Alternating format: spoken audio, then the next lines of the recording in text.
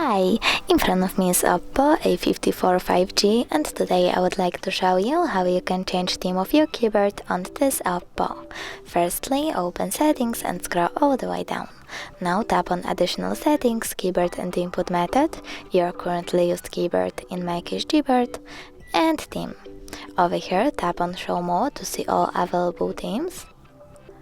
And then you can pick one of these photos, click on the chosen one, and tap on the switcher next to key borders to turn them on or off. Lastly, click apply. You can do the same by clicking on one of these colors. Now when I go back, I can see the theme of my keyboard has changed.